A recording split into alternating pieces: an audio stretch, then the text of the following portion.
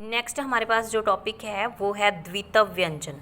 द्वित्व व्यंजन होते हैं जब एक जैसे दो व्यंजन एक साथ प्रयोग होते हैं, लेकिन उसमें क्या होता है, एक तो आधा होता है, एक पूरा होता है। ठीक है, जैसे यहाँ पर है पक्का, धक्का, मक्का। च वाले हैं सच्चा, बच्चा, कच्चा। ज वाले हैं छज्जा, मज्जा। ल वाले हैं बिल्ली, दिल्ली, बल्ला। ठीक है, तो ये एक जैसे दो व्यंजन दो बार प्रयोग होते हैं, लेकिन एक आधा और एक पूरा होता है। उसके बाद आती हैं स्वरों की मात्राएं। तो ये हमने ध्यान रखना है, स्वरों की मात्राएं होती हैं, सभी स्वरों की मात्राएं होती हैं अलावा इसके।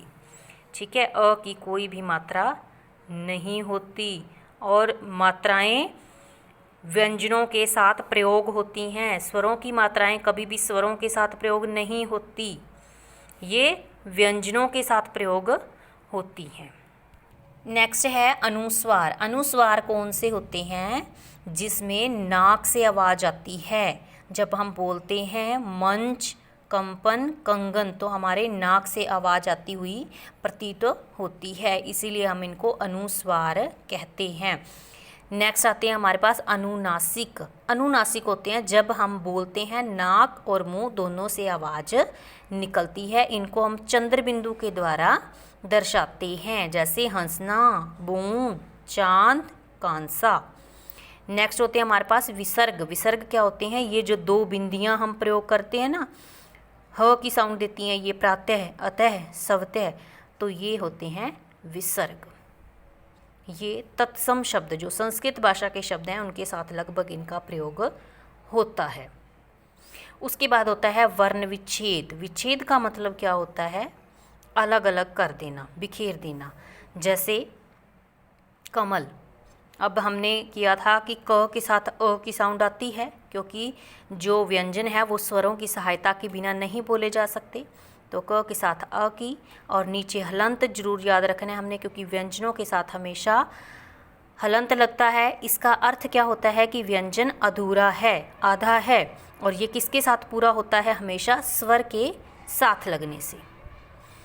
रवि, अब देखो इसमें ये तो सिंपल था, अ की साउंड सब में हमने प्लस कर दी और व्यंजनों में हमने हलंत लगा दिया।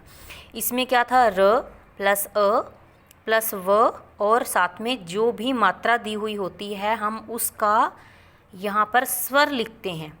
जिस स्वर की मात्रा है उस स्वर का अक्षर हम यहाँ पर लिखते हैं। ठीक है, जैसे इसमें है कै को छोटी ई लगा दी, स के साथ आ है तो हमने आ लगा दिया, न के साथ नहीं है तो हमें पता है कि इसके साथ अ की आवाज़ आ रही है। ठीक है, तो इस प्रकार हम इसको करते हैं। एक ये वाला जो है, इसको देखो री, इसमें देखो ये मात्रा री की होती है, तो यहाँ पर री की मात्रा के लिए हम री का प्रयोग ही करेंगे। ठीक है, और अंग की जो मात्रा बिंदी आती है उसके लिए हम इसको प्रयोग करेंगे। ठीक है, तो आपने बच्चों सारा लेसन एक बार रीड जरूर करना है। उसके बाद इसके ये जो बुक वर्क है इसको आपने ट्राई करना है, और ज़्यादा से ज़्यादा कोशिश करनी है इसको सॉल्व करने की। और जब मैं आंसर की आपको सेंड करूँ तब आपने मैच कर लेना है कि आपने जितना भी बुक वर्क फाइंड आउट किया है वो आपका राइट है या कुछ उसमें मिस्टेक है, तो उसको आप करेक्ट करोगे। Okay students, have a nice day.